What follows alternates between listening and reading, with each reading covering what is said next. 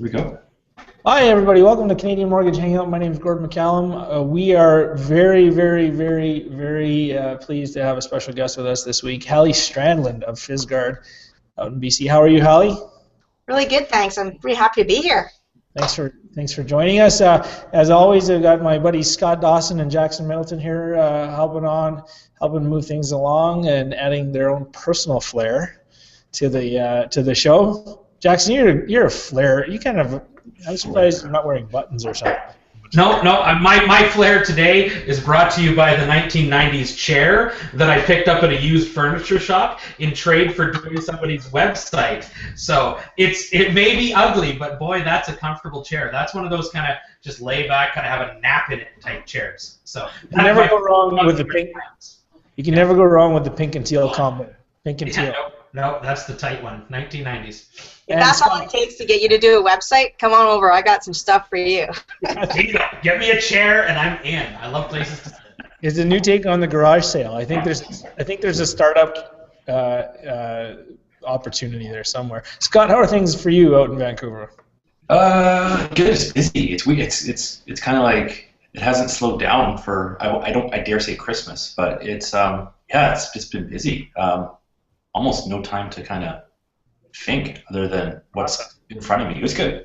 All good. I mean, it's not often that we all have to miss an episode. As you know, we weren't on last week. Or were we on last week? I don't think we were on. I wasn't. Everybody was kind of busy last week, too. So, I mean, you got to miss a show because you're inking deals, and that's all right. That's all right. It's weird for me. This is the first time everybody I'm talking to is west of me. So we don't have anybody balancing things out on the eastern side of the country, but we miss our good friend Rob Campbell, but he's busy doing what he needs to do. We got to feed the family. Hallie, we wanted to talk to you. For those of you who don't know Hallie, I'm sure most of you do if you're watching the show either live or recorded. Hallie is Hallie, what would you say your title is at Fizgard? Founding Director and SVP? Well, I guess I'm the founding director. The company was started by my dad and myself, and really the titles change when we'd have to get new business cards, but I'm the senior vice president of mortgage broker relations, basically. Okay. So I handle all of the relationships with our mortgage broker community.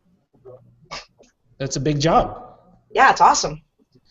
And you're growing, Fizgard started in British Columbia, and you're now branching out. You're rapidly expanding the company. Tell us about the growth of the company and what your plans are. We had an interesting career. My dad was licensed in 1968, so I was born in 69, so I really grew up in the business. Been licensed since 89, and the Fizgard group of companies started in 1994. I've been lending in BC and Alberta basically since that time, but only recently we registered in Saskatchewan, Manitoba, and in Ontario. So, my job just got exponentially bigger, but thanks to technology and all sorts of different types of communication, and it's a lot easier to do that type of job right from here on the island. Wow, Fizgard's growing in leaps and bounds. Are you right in Victoria? Where are you located exactly? Where's the company? Right downtown Victoria on Douglas Street. I've been born and raised here. I live out in Sydney, just a little bit outside of Victoria, but it's a beautiful place to live, and thanks to WestJet, you can pretty much get anywhere from here now.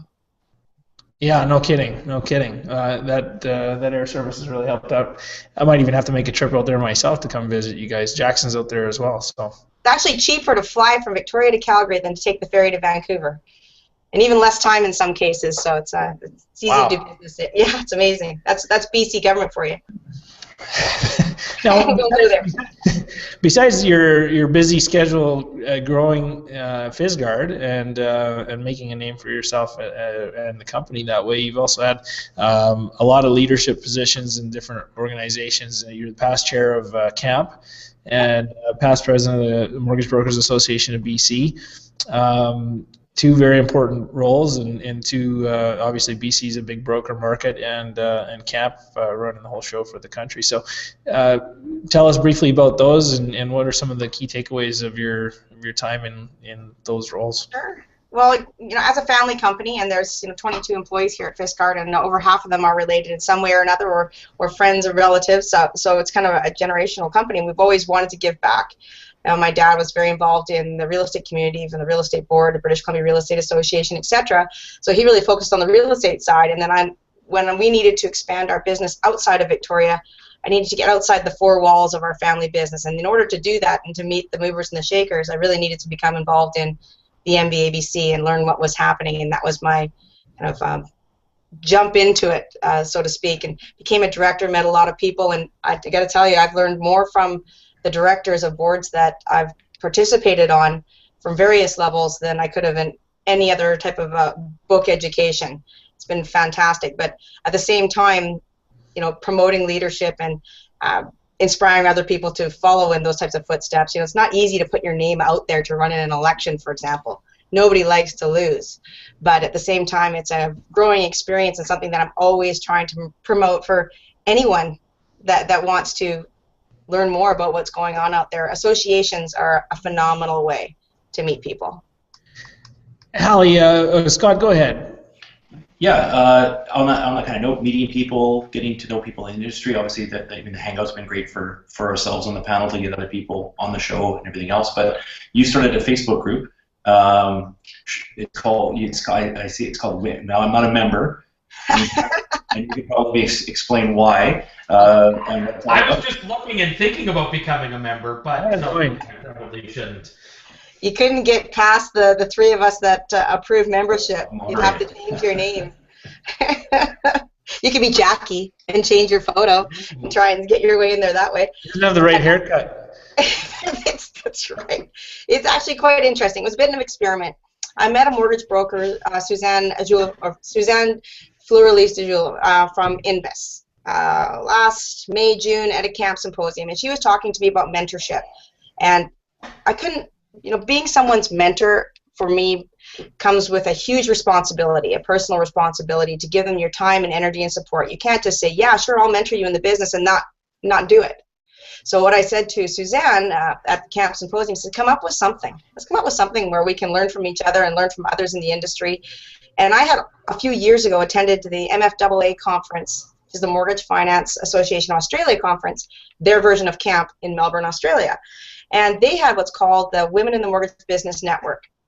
Very male-dominated business, the finance business in Australia, quite different than what we have here in Canada, in my view.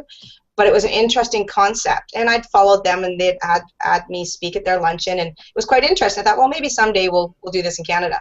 4 years later, I'm meeting Suzanne and thinking, this might be something interesting. And then, being August, I was home at the office for 2 weeks, which is very rare for me. I'm always traveling, thinking about expanding into Saskatchewan, Manitoba, and Ontario, and how the heck I'm going to do this with the same budget and the same amount of time that I have right now. Let's lean on technology. And so Suzanne and I were talking about creating a Facebook page. And then I talked to her about this Women in the Mortgage Business Network. I thought, well, let's just try this. See if women could talk about the business without getting into personal issues, I am woman, hear me roar kind of stuff, because that would have just driven me nuts. I didn't grow up in that environment. We were all equal all the time. And so we thought we'd throw it out there. And boy, oh boy, we have 1,500 and see how many right now, 1,556 ladies, mortgage brokers, not specialists, not RBC folks, etc., but mortgage brokers and BDMs talking 24/7. It's unreal. I swear to God that these bags are not from anything else, that I'm completely addicted to the WUMI Facebook group. And it's very, very good conversation. I'm going to jump in. That's 1,500. It's all across Canada. Yeah, for you, in 3 months. That's amazing. Yeah. That is absolutely an incredible number of members. And, it's funny because I've never heard of this. Well, obviously I'm a guy, but no. Now everybody on Twitter, like Andrea in Calgary's the first, I say, hey, anybody have any questions? She's like, yes, ask about WIMI.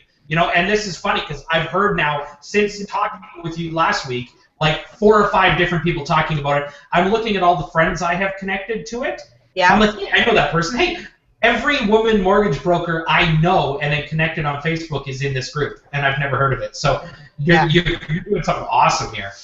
Well, I wanted it to grow organically. I wanted to make sure that it was there for the right reasons, and it wasn't, of course, I always want to be able to promote my company, but FistGuard can only do certain deals. And the point was to get information and education to all mortgage brokers about all sorts of different ways to get their deals done. And you'd be surprised. We've had the post at 1 o'clock on a Friday afternoon from a mortgage broker saying, I need to expedite this deal. I need to speak to the BDM. I need to know how to get this deal done. I'm meeting my client at 6 o'clock tonight. And guess what? All of a sudden, there's people connecting, and some of the call gets made, and at 8 o'clock that night, the deal is signed up, and I'm getting a post saying, hey, thank you, we got our deal done. And these are brokers from opposite ends of the country just communicating. So proud of that. And we even had a couple of networking events now with Edmonton, Calgary, Vancouver, where basically it's a great marketing tool for me because I fly into Edmonton and got to go to all these offices. Now they actually all just come to a WIMI event and they're all there. And it's, our first one in Edmonton, for example, about 44 ladies at the Century Grill, just hanging out, talking about the business. And so we're doing it again the first week of December, and we ran 7 contests. So we're sending 7 women to Montreal, all paid for. That's awesome. These were sponsored. Sponsors actually came to us and said, hey, this is fantastic. What can we do? I'm like, what do you mean, what can you do? And they're like, can we give you some travel costs? Can we give you a gala pass? Can we give you a delegate pass? I'm like, sure. Why not? Nicely done. Now, is it at all ironic, though, and maybe Scott and Jackson, we need to think about doing this, is starting a Men in the Mortgage Industry Facebook page. But would it be ironic to call it Mimi?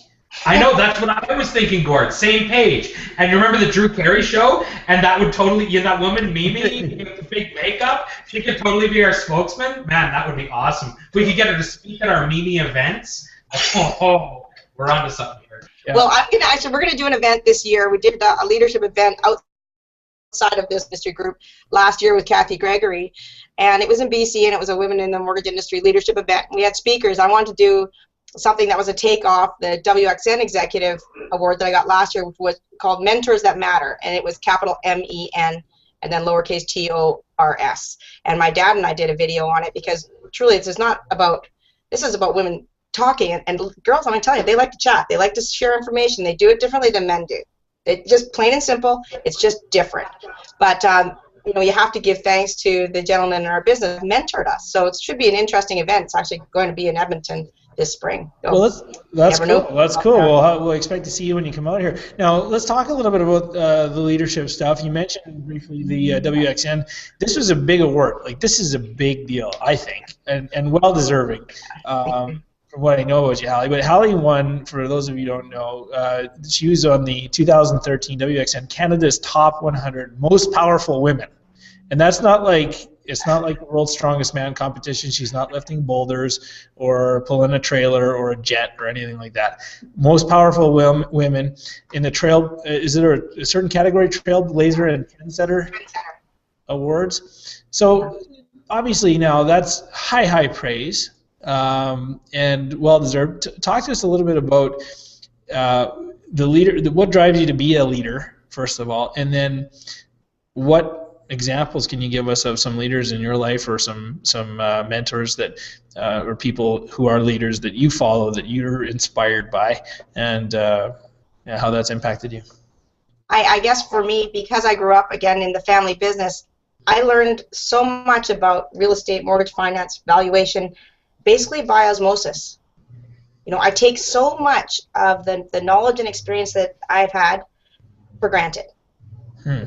We have a lot of folks that have come from different industries, been housewives to come through here, policemen that have come through, become mortgage brokers, all sorts of things, where what I expect to happen in the industry just happens. When things come out of my mouth, it's probably things that my dad said 15 years ago.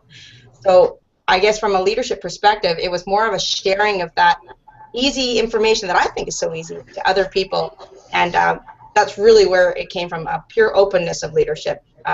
That's really what it is. I don't have a specific leadership style.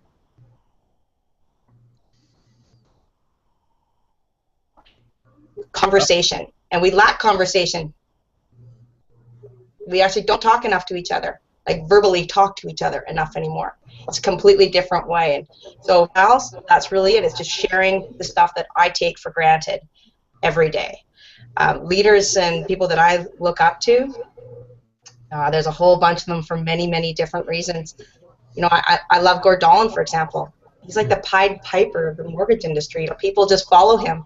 He hasn't been at that many companies, but he's been around for a very long time, and he's one of those folks that you can be in a room with them. There could be 2,000 people in a room, and it could be like you're the only 2 people there. I love people like that, and I try and make sure that I emulate that as well. I mean, you've all been at events where someone's talking to you and looking over your head. They're not conversing with you. They're not communicating. They're just, words are coming out of their mouth. And I love Gord for giving me his attention.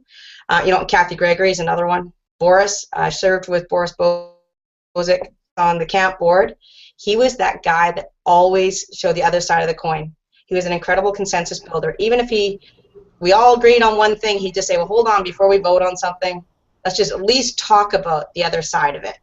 Let's talk about it. And that was, I love that. Love it.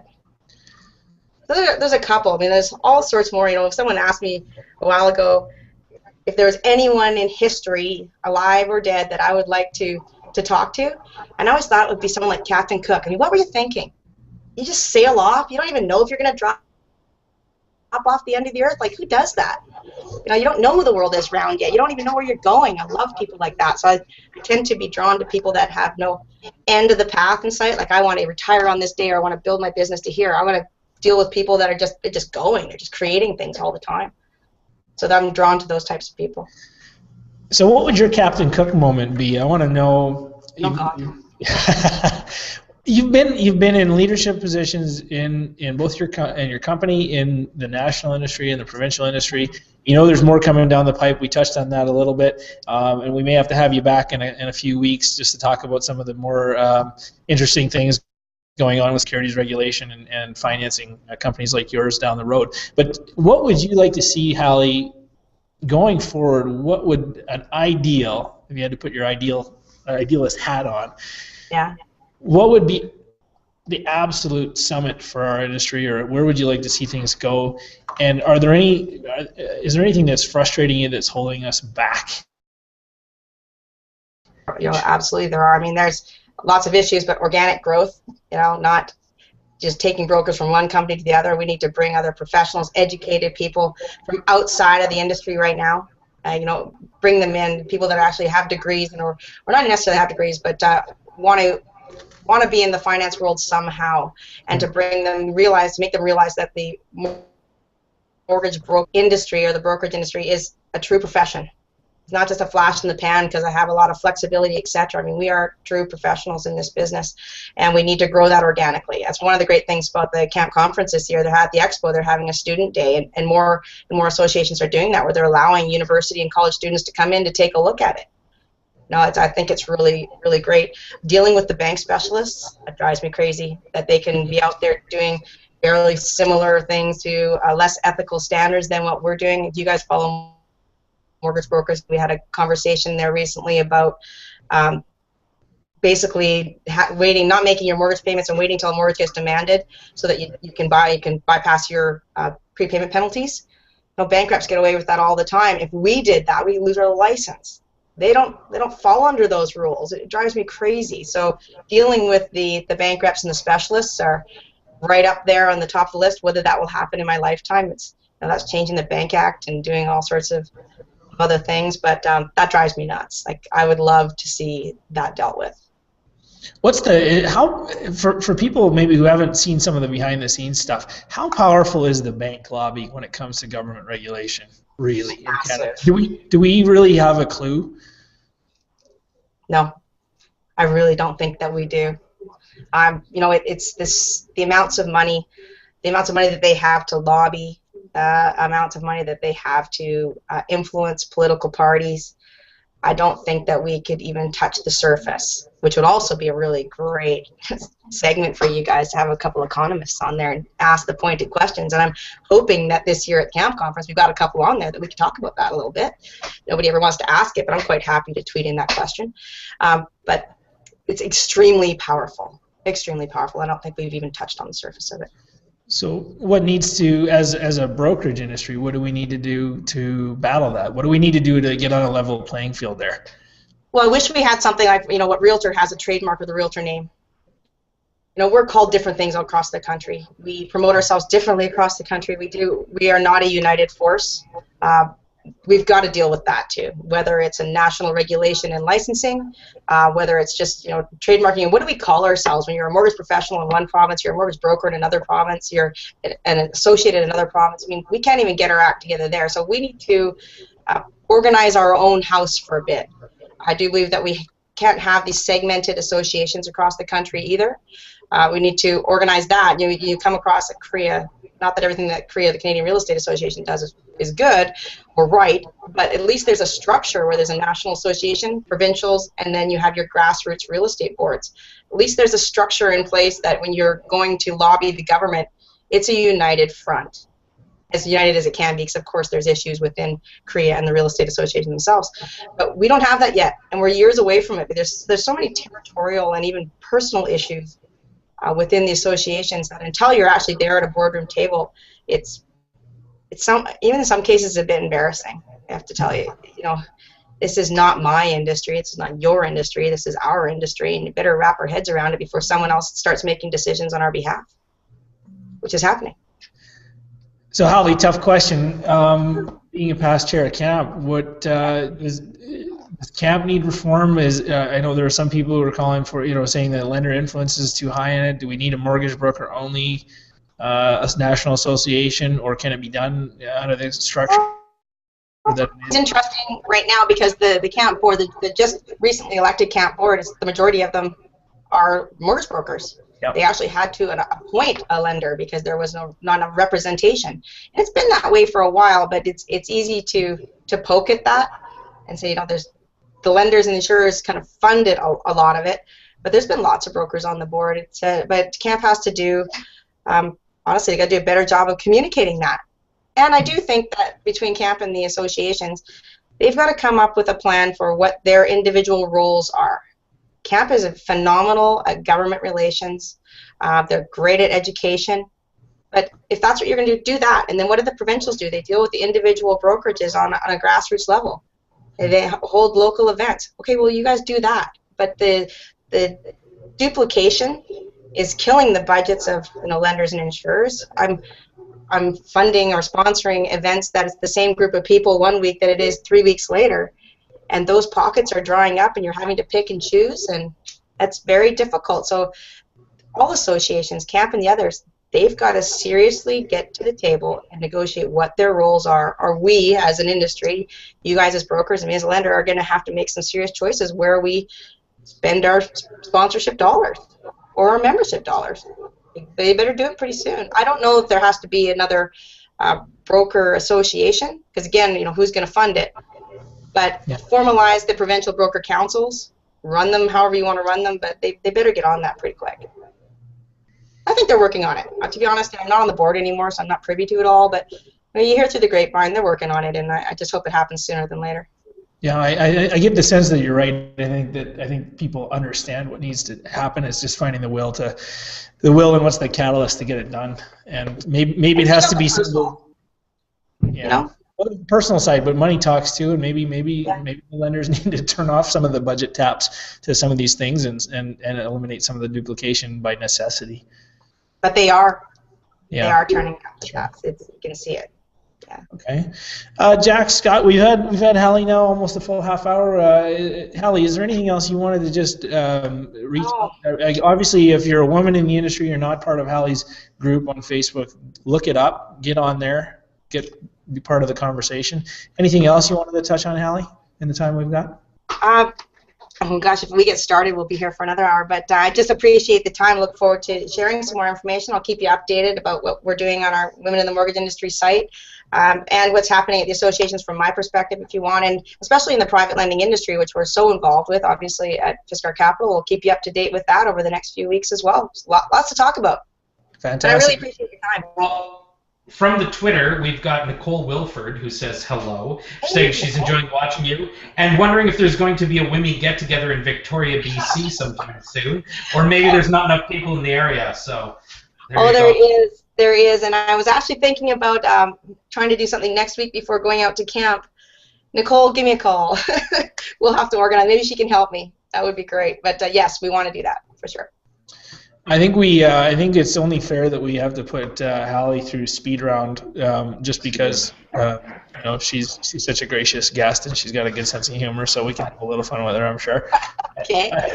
I haven't thought of anything to ask her, so why don't we start with you, Scott, and then Jackson. And if you're watching and you're a broker and you do any alternative Thank you. One thing I wanted to mention is Hallie's done a great job of rebranding, and rightfully so, the private or subprime lending as more of an alternative lending space. And do you want to just give us a few quick thoughts on that, Hallie?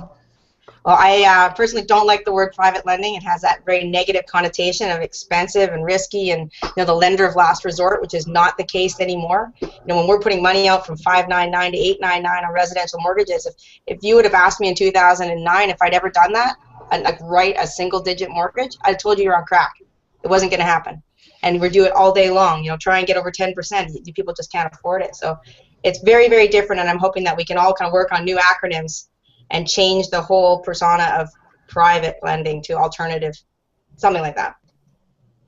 Well, branding is a big part of it, right? How you define yourself is ultimately how others start to define you too. So if we're not careful about those things, if the thought doesn't go into them, then we end up just accepting whatever anybody else wants to call us. Go ahead, Scott. I just have a quick, simple question, actually. I can see on the back of your desk, we talked earlier off show, am I going to get a Christmas card from Fitzgerald this year? Yes, you are. You are. And I might even mail it tomorrow so you get the first one of the year. Make a note. Hold on my phone. It's tracked me down. Scott Xmas. I think Rob Campbell probably wants one too. You better send him something. Yeah, Rob needs one. He likes cards. He likes handwritten mail. My question in the speed round is, does living on Vancouver Island turn you immediately into a hippie, or is there a hippie transition? Oh, I'm pretty full-on hippie, actually. Nice. Hippie dress today. Hippie. Yeah, there we go. Yeah. It's a very different lifestyle. It's definitely not the easiest place in the world to build your business from. Like I was mentioning to you earlier, Jackson, I can't just go down the road and meet a broker for coffee and talk about a deal. I'm on a ferry, I'm on a plane, I'm on somewhere else, so it's very expensive to do business from the island, but it's definitely a slower place and a phenomenal place to live. It's awesome. I'm finding that I buy my groceries at a place that has a goat on the roof.